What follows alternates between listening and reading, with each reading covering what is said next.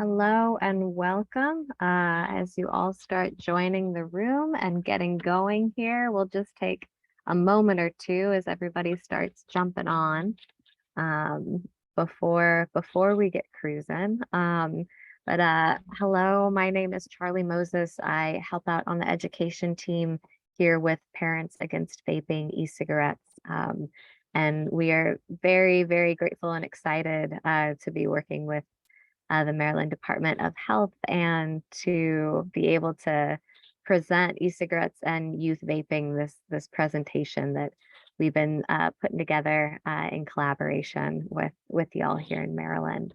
And so with that, Ariel and Laura, I will give you the opportunity to introduce yourselves, and then we'll dive right in. Great. Thank you so much, Charlie. Hi, everyone. My name is Ariel Juberg. I am the youth coordinator for the Maryland Department of Health Center for Tobacco Prevention and Control, and I'm happy to be here with you today. Hi, my name is Laura Mitchell. I live in Montgomery County, and I am the VP of Advocacy with our countywide PTA, as well as the chair of the Substance Use Prevention Committee for the PTA. And I chair the county's Alcohol and Other Drug Abuse Advisory Council, appointed by the county executive and county council. Wonderful. All right. Well, thank you both. I'm going to go ahead and share the slides here, and we will start cruising through. All right. Everyone can see this okay. All right. Onward.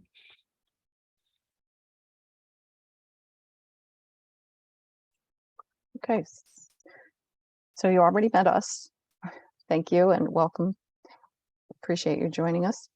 Today we're going to talk about who we are, national epidemic of vaping, predatory big tobacco and the role they've played in this and continue to play, why teens vape, health harms, and what parents could do about it, and other adults in our students' lives. So this all started when PAVE started, when a company walked into one of our founders' schools, her son's school, under the guise of doing a mental health presentation. And instead, it turned out to be a Juul representative that was talking about vaping, talking about using Juuls, and that they were safe and that they could use them without consequence, essentially. And that infuriated a lot of parents, right? So PAVE was founded, and it's really against, we're fighting back about flavored tobacco products of all kinds. I know it says e-cigarettes, but there are a lot of other things that keep showing up on the market, as you'll see. So the name remains Parents Against Vaping and e-cigarettes, but there are a lot of other things that we're looking on. So next slide, please. By 2018, that was in 2017 that Juul representative came into the class. By the summer of 2018, they were on Capitol Hill. They really went gangbusters against this epidemic and what the marketing, the way that these things were happening. So they got high-level meetings. You can see them there with the then president and meeting with legislators, trying to get this regulated, because they all hit the market without any regulations or constraints at all. Ariel? Great, thank you. So let's start the discussion with looking at some numbers. How many young people are using e-cigarettes or vapes? The most recent nationwide data we have comes from the 2021 National Youth Tobacco Survey. And that survey tells us that 13% of high school students and 4% of middle school students currently use tobacco products.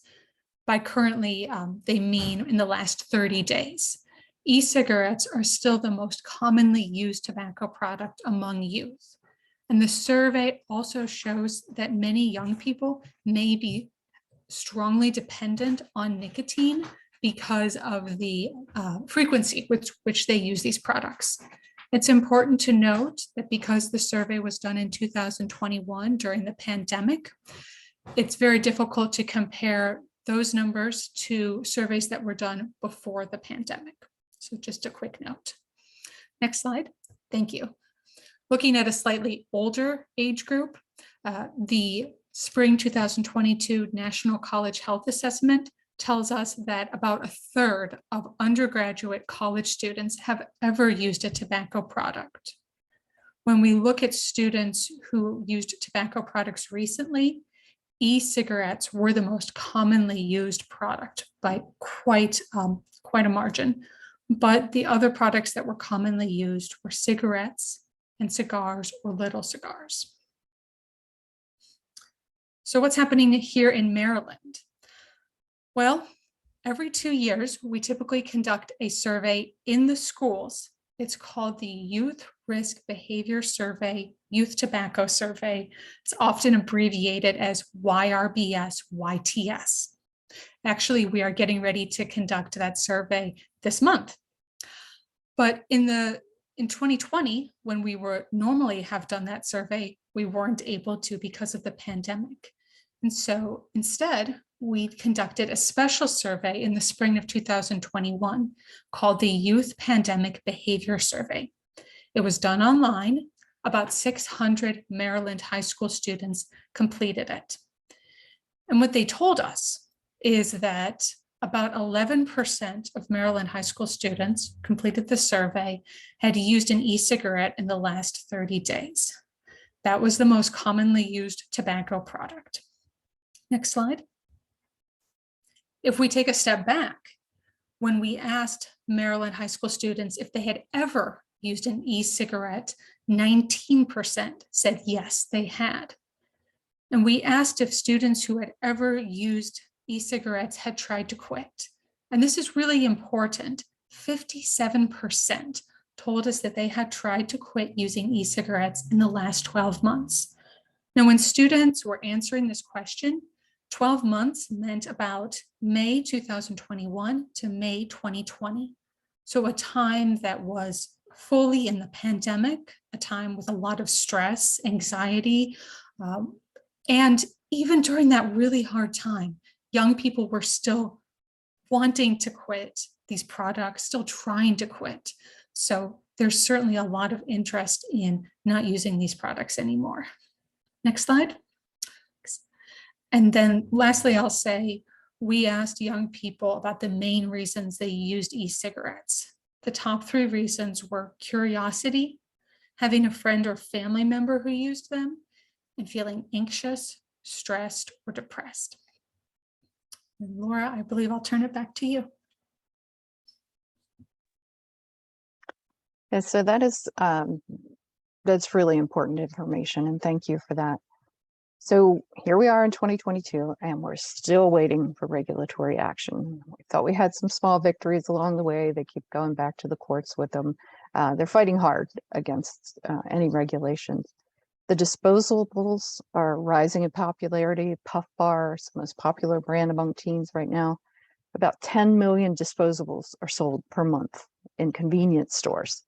So those are in places that are easily accessible to students, close proximity, maybe not as regulated. They're very accessible oftentimes. The vape detector sales are increasing for schools.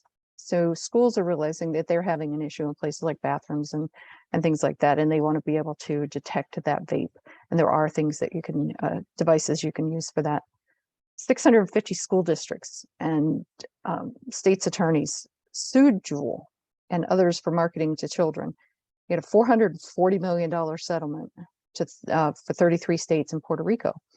But if you think about that 10 million disposables that they're selling each month, this is really just the cost of doing business for them. They're making far more than they're paying out, even with that. But it does indicate that they, in settling that they know that what they're doing is largely wrong. Next slide, please. So we remember, some of us may remember way back, my mother smoked. I remember, like being surrounded by it all the time. And then, that fell out of favor. It was the health effects of it became known. And we really started to see drops in that. If you see, particularly with high schoolers, in 1991, about 27% smoked cigarettes. In 2019, it was down to 5.8. That's fantastic, right? But in 2013, about 4.5% were using e-cigarettes. Now that's up to 27.5%. So we are right now with e-cigs where we were with cigarettes in 1991. So it really has erased a lot of our progress we made with keeping teen lungs healthy, from tobacco. And why is this? Look at the marketing that they're using. And I'm not going to spend a lot of time on these because they're readily available. They even pop up in games that they're playing online. They pop up in things that are clearly intended for kids. And they have these bright colors and parties and young people in the advertisements. Next slide, please. And the sleek designs of these. And then they have messages like this one. It talks about evading parental text. Now, clearly that's aimed at youth, right? Because not many 40-year-olds are worried about what their parental, if their parent sees their text messages about vaping. So at least I hope not. So that's something that came from Puff Bar in 2020, that one of the advertisements that they put out.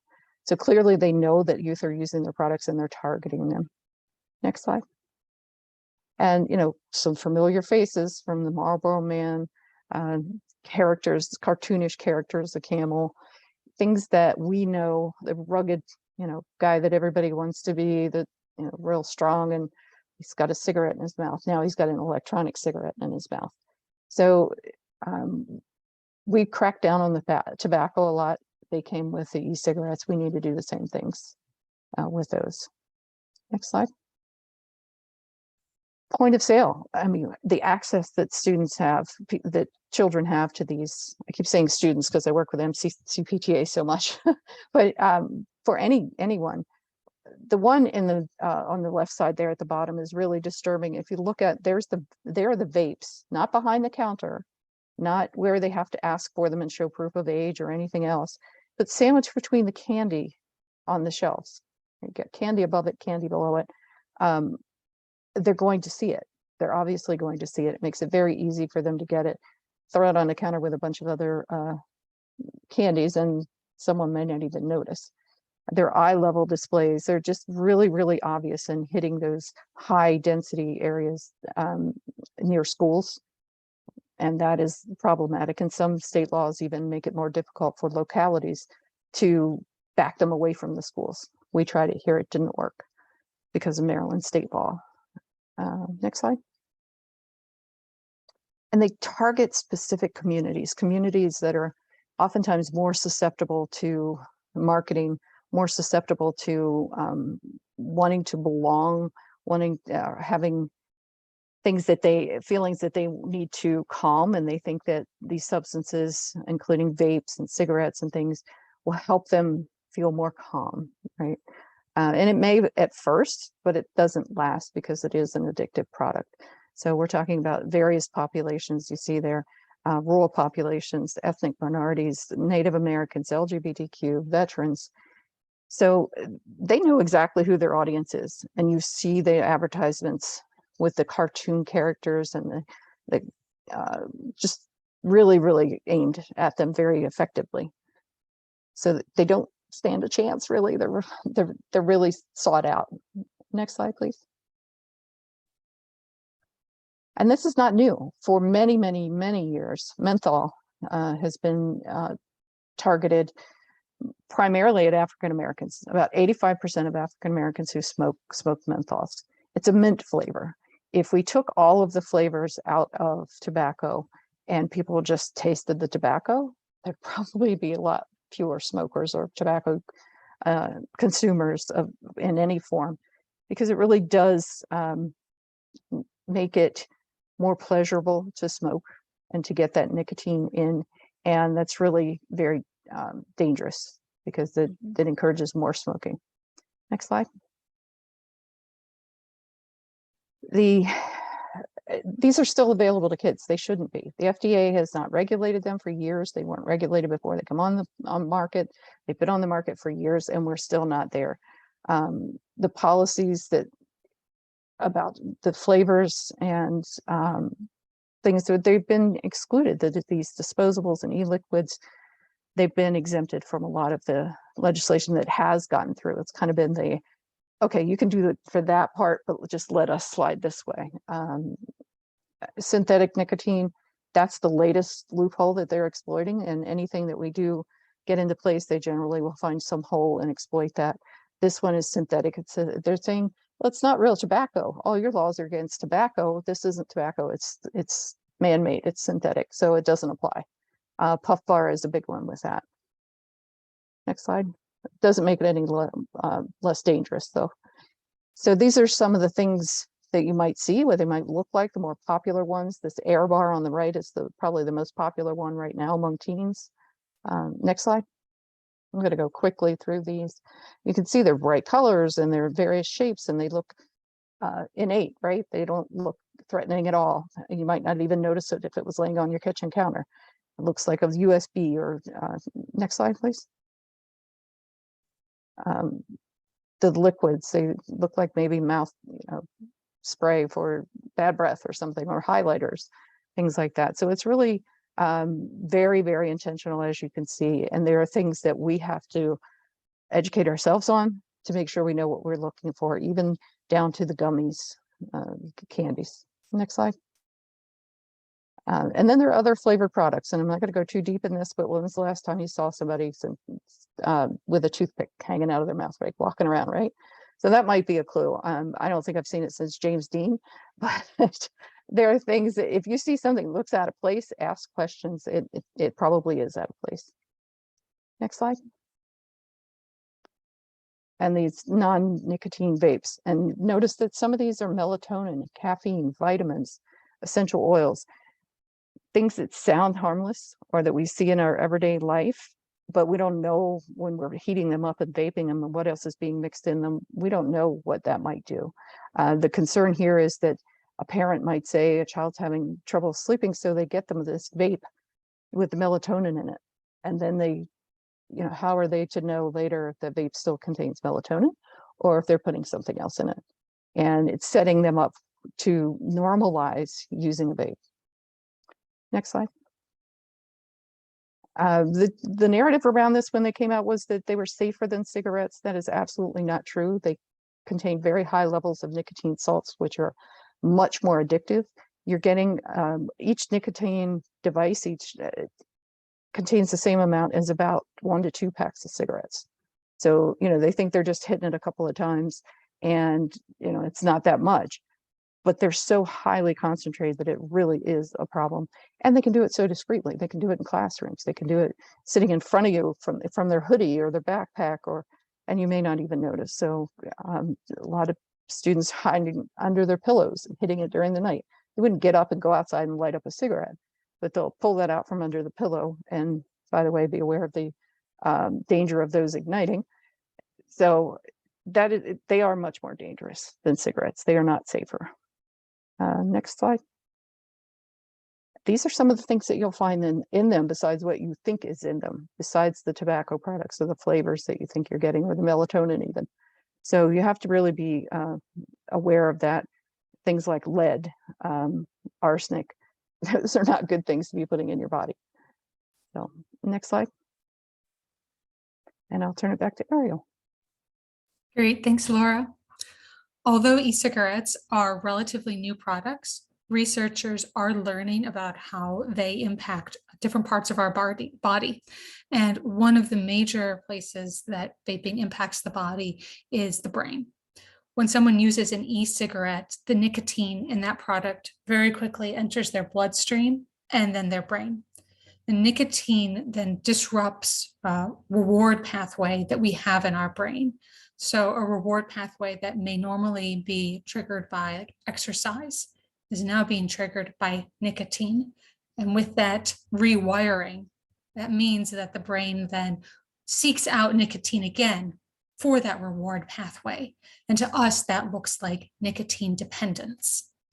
Nicotine can also change the way the brain works in terms of worsened memory, processing speed, and impulse control, can cause or worsen anxiety and depression. So a young person who is living with anxiety and turns to an e-cigarette, in part to self-medicate, may actually be making that worse. And all of these things are happening in the adolescent brain that is still developing up until the age of 25 or 26 and is highly susceptible to addiction. Next slide. Another major area of the body that's impacted are the lungs. So our lungs are very complex and also very sensitive. As we go further and further into the lungs, we get into tiny air sacs with sensitive tissue. And as Laura just mentioned, there are so many different ingredients in e-cigarettes. Vape aerosol contains heavy metals, ultrafine particles, and many, many different chemicals, including some that are known to cause cancer. And when a young person is using an e-cigarette, those different substances then go into their lungs, go into those tiny air sacs. And it's no surprise that then they can cause irritation and inflammation. They can worsen asthma. They've been linked to chronic lung disease. And there's a potential for an allergic reaction to hidden ingredients, unknown ingredients that are in the e-cigarettes. Next slide.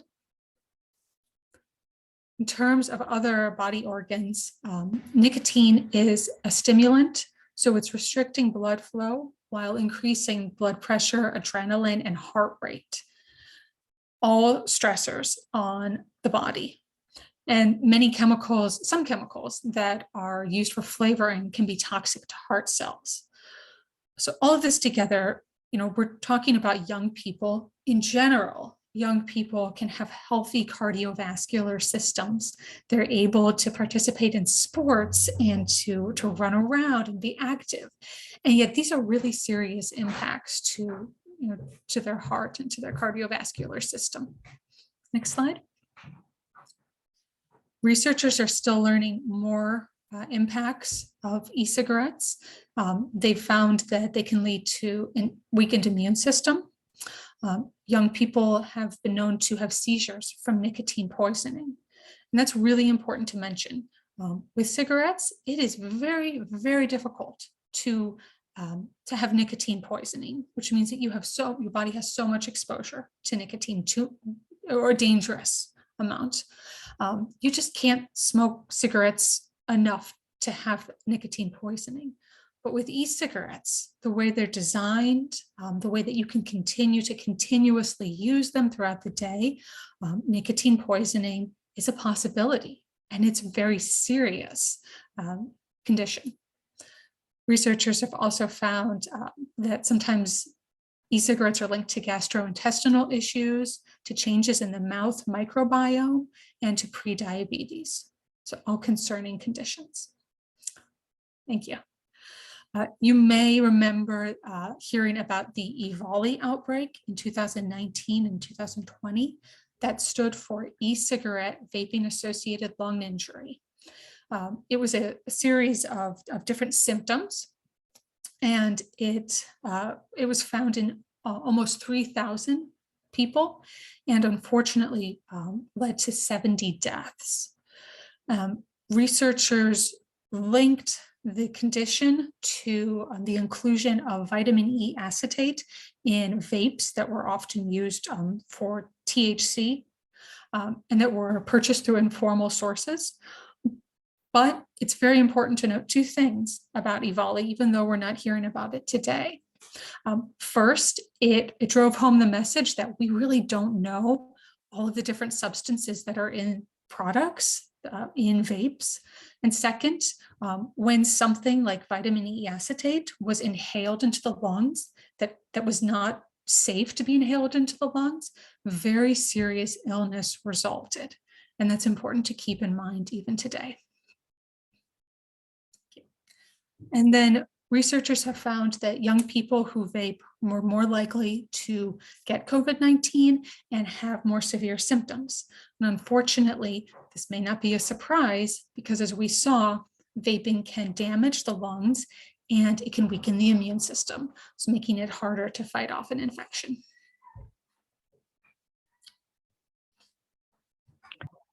Okay, quiz time. Pop quiz. How many vapes can you see, or e-cigs items can you see in that picture? So enter it in the chat really quick because we need to move quickly. All right, we have 2, 3, at least 2. Okay. Next slide.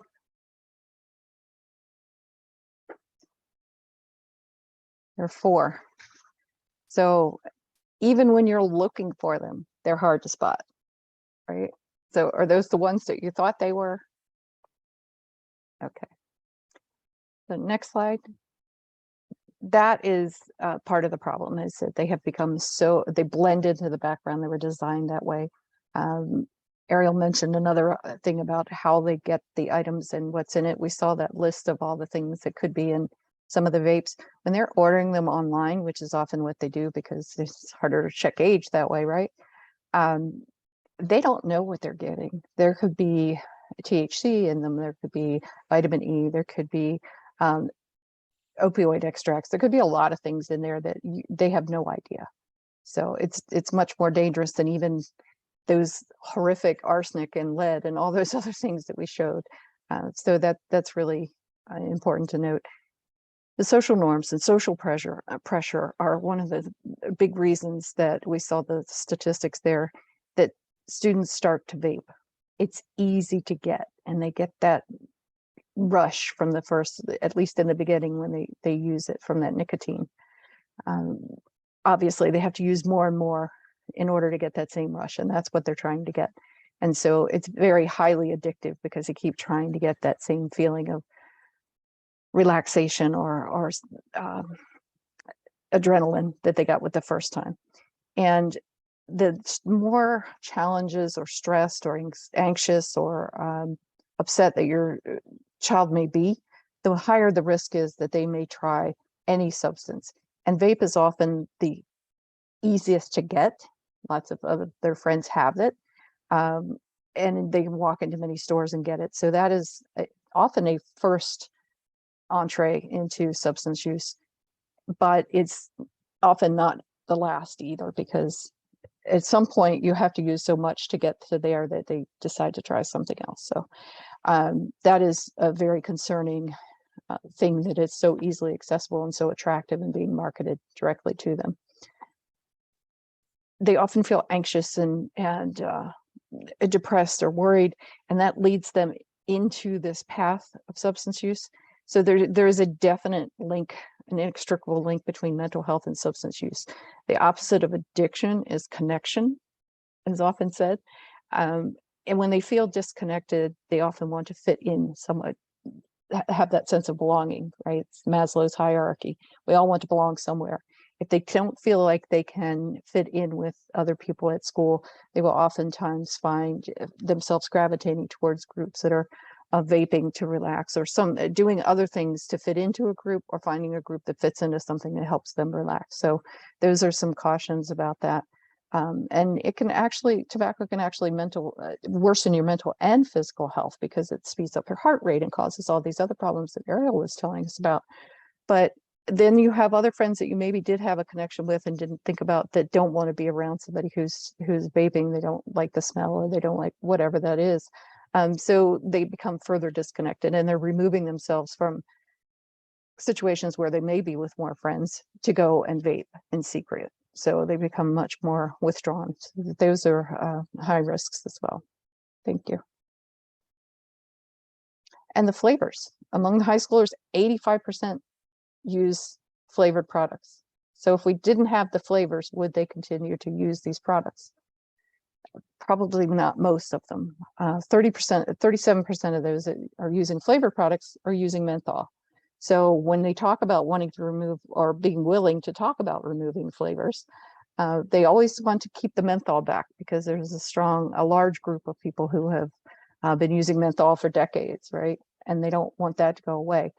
But that's 37% of our students who are using vapes, like the menthol. So we still aren't getting the whole package if we exclude that. The youth targeted marketing, this is not their fault. They have been targeted, they have been sought out, and they have been, these companies are using the hook and the line, and they're pulling them all in intentionally. So the accessibility, the affordability, being able to hide them, getting them shipped or delivered to you, it's very easy, particularly if they're coming home before everyone else at home. They get the package that came during the day and no one knows, right? So you do need to see what else is around, be aware of what these look like and what to look for. Next slide, please. So some signs of vaping, and I do want to say that these signs, some of them can be for that they're vaping or that they're doing other things, or just that they're struggling. So it's not a list of, oh, if you see this, then that means that. It's a combination of, and you would need to see multiple ones of these to say there's a high likelihood even that they're vaping, but it still could be something else. So I do want to caution that.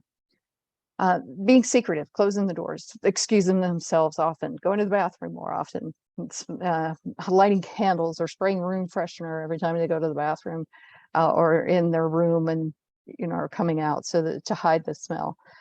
Even though they smell really nice, you'd probably recognize the smell of cotton candy over Lysol. So they still spray and burn candles and things like that. Having dry mucous membranes, sore throat, running nose, bleeding nose, craving more salt or spice, or having mouth sores. Again, those are things that can happen for a variety of reasons, but in combination might be some clues.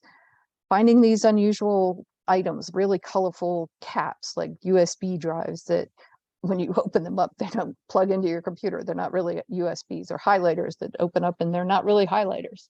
So those are some things to look for. Changes in their sleeping patterns, because it does hype them up. They get that, make them jittery. They may not be sleeping as well. Or they may not be sleeping as well at night, and then they wake up, in the morning when it's time to get up, they're really, really tired. They can't, because they're up all night working off that nicotine jitter. So raspy cough, lung infections. We saw this with people who were smoking cigarettes. Well, it's very similar. Respiratory issues, heightened caffeine sensitivity and jitteriness, because they're already jittery from the nicotine. Anxiety and irritability, mood swings, anger, again, things that can indicate a lot of different things, but they are an indicator that you need to have a conversation regardless. Changes in eating habits, because a lot of times it does mess with gastrointestinal portion, and so you might feel nick sick, as they call it, have weight loss, because they're getting, much like if you drink a whole bunch of coffee and you're running around and you don't want to eat, you really don't have an appetite. Or unknown increased spending or deliveries. They're getting a lot of boxes, then you don't know what they're getting, or money's going out the door really quickly. So those are other things to look for. Next slide. How do I talk to my child about vaping? This is really, really important. You want to prepare for that conversation, and that preparation should start today, thinking about whether you need to have the conversation like immediately, or if you could plan a little better and take a little time, do some observation based on what you've learned today. Make sure you're coming from a place of understanding and support. Understand that they've been targeted. Understand that they may feel uncomfortable at school. They may have vaping issues. They may have anxiety issues and other things that are leading to them vaping. And they may think that it's safe, because that's what we were told. We're all, oh, it's just water vapor. It's perfectly safe. And many, many people still use that as their rationale, either that it's safe, period, or it's safer than cigarettes if they were former smokers. So that is something that you really need to have your information ready for, to give the facts. So you do your homework and you understand exactly what we're talking about. They may even watch the recording of this. Okay, next slide. Finding the right time is important. talking with them early, even in elementary school, when you see something on TV or you see something in person, someone's vaping, and they're like, oh, that smells good. What is that? Having a conversation about what that is that they're smelling, what the person is doing that's using it, and how that is dangerous and not as glamorous as it may look. And it's not a one-time conversation. It's very, very frequent, you know, from very young age all the way up. If they're not young anymore, then the conversation has to be sped up a little bit. So looking at specific topics. Next slide. And you really want to make sure that you are not talking at your kids, that you're talking with them and having discussions, maybe doing some research together, maybe you setting up a project where they're looking up this part of it and you're looking up that part of it, doing some kind of joint research, and not shaming and blaming. Remember, they really were targeted, and not using scare tactics and exaggeration. It's scary enough. You don't have to exaggerate it. It's just the facts are enough. Next.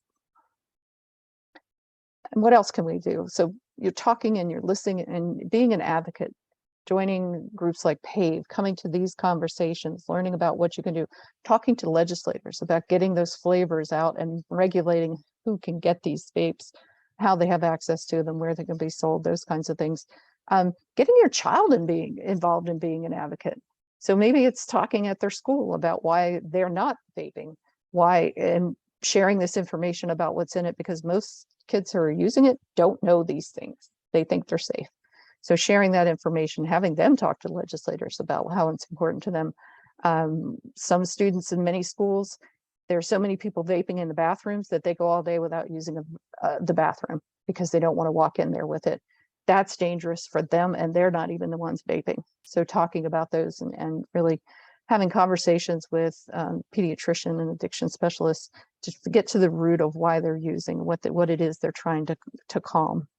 And as it said, go easy on yourself and your children, because the industry has created this. Next slide. Here's another opportunity. One thing that students may see at home is a family member vaping. If they're seeing it at home, they're going to think it's safe. If their parents are doing it or someone else is doing it and nothing's happening, they may view it as even more safe and be more comfortable trying it.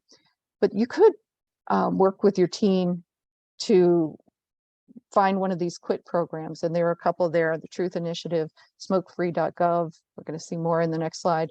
And that's really important. That can be a joint project. You could quit together. If you are smoking or vaping, or someone else in your house is, it could be a group project, if you will, looking at this information, learning the facts, and doing one of these together. You can be each other's supports, and that can make it a lot easier, perhaps. Okay, next slide. And back to Ariel. Thanks, Laura. There are many resources that are available for Maryland youth and adults that are free and available whenever you need them. And I'll discuss more about those resources in the coming slides. So I want to start with the Maryland Tobacco Quit Line. This is a free service that is available 24 hours a day, 7 days a week. There are 3 ways to access it. You can call 1-800-QUIT-NOW. You can text the word READY to 200-400, or you can visit smokingstopshere.com. When you do that, you will be connected to a quit coach with the Maryland Tobacco Quit Line. There's a highly trained person who would help you in setting a quit date, identifying any barriers to quitting tobacco, and supporting you as you approach your quit date and as you quit a product. So the Quit Line is available for any tobacco product, including e-cigarettes. It's available to all Marylanders ages 13 years and older. And young people can be connected to specially trained quit coaches who have received special training to work with youth.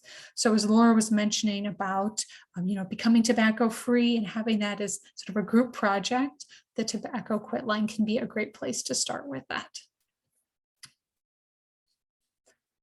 One of the main ways that the Maryland Department of Health has communicated the dangers of e-cigarettes to Maryland youth and young adults is through a campaign called the VAPE Experiment. What you're seeing on the screen are some examples of the materials that are used in this campaign.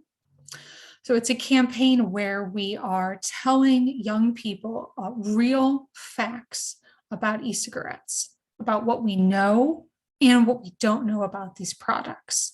For example, vaping nicotine can permanently change your brain. It's not harmless water vapor. It's aerosol filled with toxic chemicals. As you can see, the campaign uses bold colors and laboratory-inspired images because part of the message is that using these products still is an experiment. We don't know everything about them yet. Next slide. So we want to communicate the message of that campaign to as many young people in Maryland as we can. So we've placed these ads on social media and also on digital media, such as on websites and on YouTube ads. We're really happy that so many people have seen these ads because we want to share this information and share the facts and the resources that are available. Next slide. So when a young person sees one of these ads, they will be encouraged to do one of two things. The first is visit a website called thevapexperiment.com, which you also can visit. Anyone can on the web.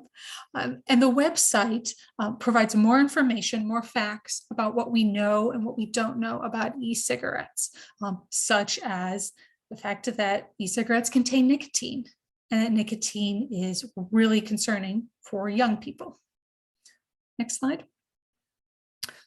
The other thing that the VAPE experiment encourages young people to do, if they are using e-cigarettes and they feel ready to quit, they're encouraged to text the word ready to 88709.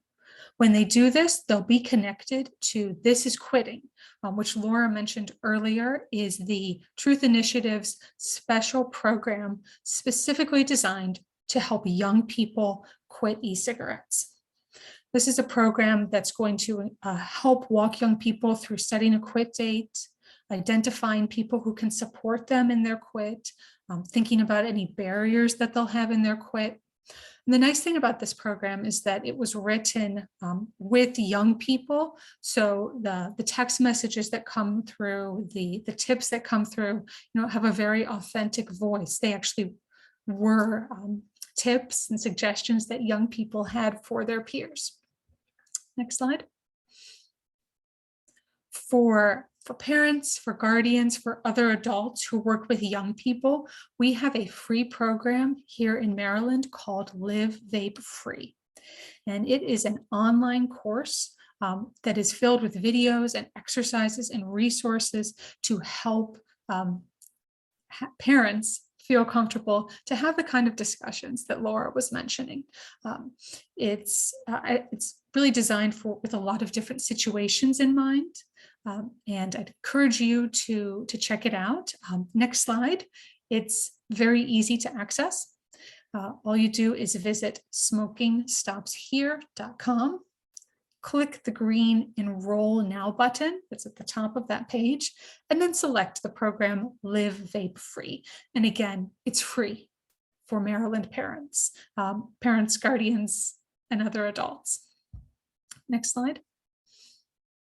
I also want to tell you that we have more resources that are available on the Maryland Department of Health website, resources for young people, parents, teachers, and healthcare providers. And soon you'll see that we'll be sharing news about an additional texting program that will be available for Maryland youth that they can also access for vaping help. Next slide. And wherever you are in our state, I really encourage you to reach out to your local health department because they are doing amazing work in this area. Local health departments are providing education to young people, to their teachers and school staff. They are working with young people if they've been caught with a vape in school, and they're often doing very innovative work with community and faith-based organizations in their particular jurisdiction. And then lastly, as we've mentioned, a lot of different ways you can get involved, such as encouraging young people to use these programs, using some of the programs yourself. I'd also like to encourage you, if this is something that really interests you and that you're passionate about, to participate in a local tobacco control coalition. There's one available in every county in Maryland. And you can contact your local health department and speak with the staff there who work in tobacco control to learn more about that coalition.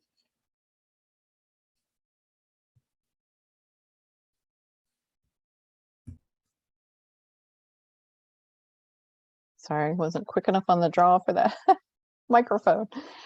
So there are also school-based programs, school-based curricula that other places have implemented that we could look at in our counties, in our school districts, across the state, across the country. One is Stanford Medications Tobacco Prevention Toolkit. So you might want to just Google that and check that out. It's a theory-based and evidence-informed education resource. So it's educators and researchers that have put together a prevention strategy for middle schoolers and high schoolers, and designed to keep them from using tobacco and all nicotine products. And then there's Catch Global Foundation's Catch My Breath program. And that is a youth e-cigarette, juul, vape prevention program specific to 5 to 12-year-olds. And I know what you're thinking right now, 5-year-olds, 12-year-olds, yes. Very, very young students or people who see maybe family members or other people in the public or in their sphere vaping and then get curious and want to try it. Educating them early. We remember we said start those conversations very early. So this is the opportunity to do that. It's age appropriate, and they can start those discussions so that they grow up as they move into that age of 12 years old, which is a median age for mental health challenges to start, suicidal ideation and trying to figure out who they are and where they belong. So catching them before they get to those struggles and having that kind of embedded in their mind that this is not a good thing and not a great escape, not a coping mechanism they should try. That's the point of that. It's really making sure that we get that embedded in their minds early to not even try that. So the prevention piece is great. And you could also, if you have older students or even younger students, some are very much more focused on our environment and their communities than they are even on themselves and what it's doing to their own body. So talking about this program, Vapes Are Trash, it went into the environmental impacts, all this plastic, the chemicals that are in them that are being tossed away with the disposables or the cartridges for the ones that are not disposable. For some people, that was the driving factor, right, for getting them involved and getting them to be advocates against vapes and e-cigarettes.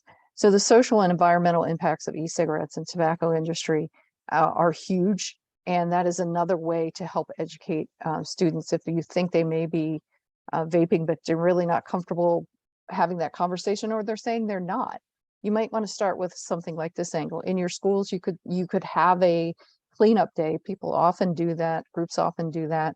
And, pushing it out with the Vapes Are Trash and making sure that we're doing that.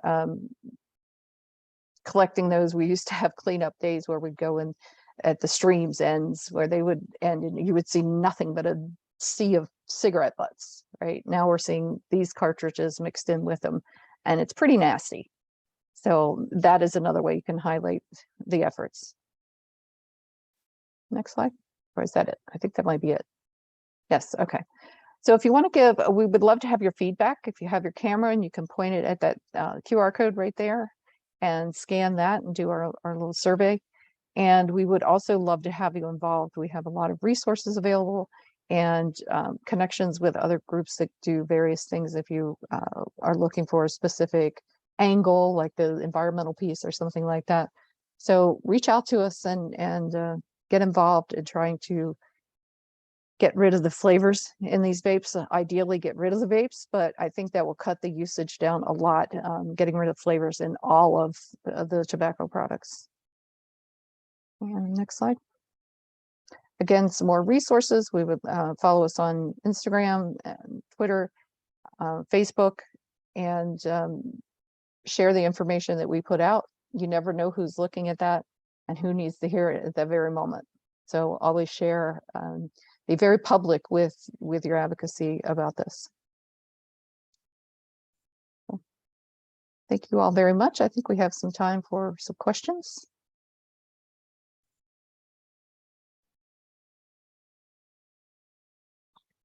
Yeah, I think there was one question in the chat I saw very briefly. But it looks like Zara may have answered it already, but does it cost to access the catch programs for 5 to 12-year-olds? I hope that Zara answered that because I don't know the answer to that one. Yeah. Great. And I looking at the Catch My Breath website, the curriculum is free for US schools. There are some add-ons that may be an expense, but I encourage you to just check the Catch My Breath curriculum and see what's available. At least a good portion of it is free for US schools.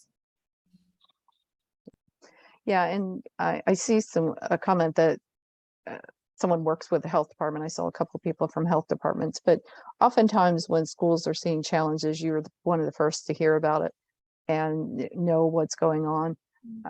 And so being able to partner with your school district or with your local PTAs or any other faith groups, any way in, right, that you can share that message and share that information, offer these options to them and the information that they need so that they can help inform students, because they do have front-facing, more face time with their students than we do. So it's a great entree. Awesome. Well, yeah, if anybody has questions and would like to, since it's a smaller group, we can put them in the chat or in the Q&A, or if you want to raise your hand, I can unmute you as well. If there are any thoughts, feelings, questions, comments that you'd like to share.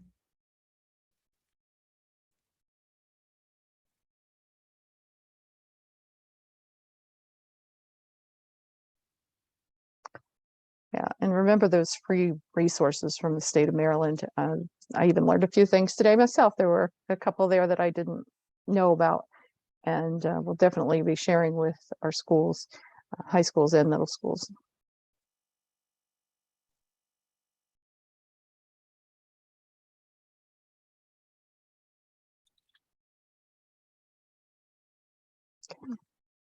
Wonderful.